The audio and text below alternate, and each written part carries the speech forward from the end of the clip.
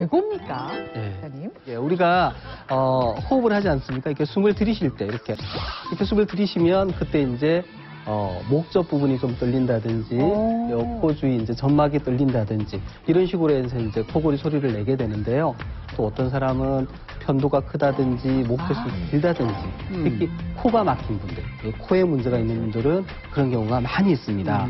사실은 이제 우리가 코로 호흡을 잘하면 이런 문제가 많이 줄어드는데요. 우리가 코로 호흡하는 게 어떤 건지 한번 설명을 좀 드려보겠습니다. 예. 코의 이제 단면을 보고 있는데요. 예, 코 속으로 이제 들어가 보면 이렇게 그 사슴뿔처럼 뭐 미로처럼 이제 저런 부분들이 있습니다. 예, 그리고 양옆으로 이제 구비동이라는 게 있고 우리 이마 쪽에도 있고 이제 이렇게 되는데요. 우리가 숨을 쉬면 공기가 이제 코를 통해서 들어가죠. 그럼 이제 저런 점막하고 이제 접촉을 하면서 여러 가지 이제 좋은 일들이 일어나는데 첫째는 가온이 됩니다. 바깥에 들어온 찬 공기가 따뜻하게 되고 또 가습이 돼요. 습기가 좀 더해지죠.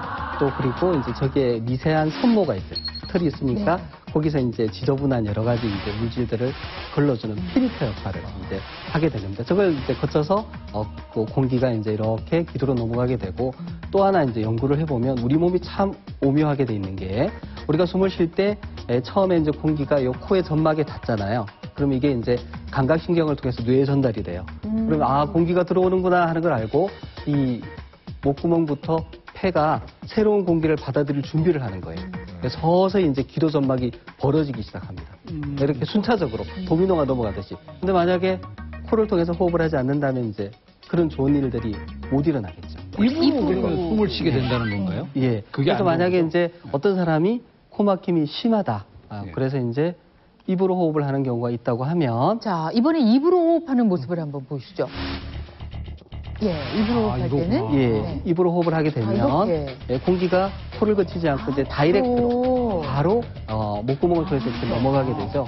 그러면 원래 코를 통해서 호흡을 할 때 뭐 필터가 된다든지 가온 가습이 된다든지 그런 이제 어떤 감각신경을 통해서 이제 우리 그 기도가 공기를 받아들일 준비를 한다든지 하는 좋은 일들이 일어나지 않게 되는 거고요. 또 이제 우리 오늘 코골이 얘기를 하고 있는데 입을 통해서 호흡을 하면 어떤 일이 벌어지느냐 하면 공기의 길이 두 가지가 됩니다. 코를 통해서도 공기가 일부 들어오고 입을 통해서도 공기가 일부 들어오면 저 목젖 부분이 있어요.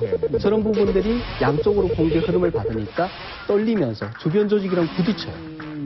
그래서 이제 소리가 더 크게 생기는 거죠. 부딪혀요. 그러니까 이제 코골이 모흡이 심한 사람들은 우리가 입을 벌려보면 이 안 부분이 빨갛게 부어 있습니다. 맞아요. 두들겨 맞아서 죽는 거예요. 그러니까 이런 이제 문제가 생기죠. 그리고 자고 나면 이제 입이 말라 있고 심한 사람들은 자고 나면 약간 피가 배어 나온다. 침을 뱉으면 이게 피가 이제 조금씩 나올 수도 있으니까 그렇게도 얘기합니다. 이불을 통해서 호흡을 할 때 문제가 생기는 경우는 크게 두 가지 측면에서 볼 수가 있습니다. 첫 번째는 산소가 떨어지면서 면역 체계에 문제가 생기고 면역 체계에 문제가 생기면 각종 알레르기 질환이라든지 감염성 질환에 취약하게 됩니다. 또 한 가지는 호흡기는 찬 공기에 굉장히 취약한데요. 한의학에서 형한음냉 즉 상폐라는 말이 있습니다. 차가운 환경이 호흡기 질환을 일으킨다고 경고를 했는데요. 입으로 숨을 쉬면 이 온도를 가열하지 못하고 찬 공기가 바로 폐로 가기 때문에 각종 그 감염성 질환에도 매우 취약한 폐로 변하게 됩니다.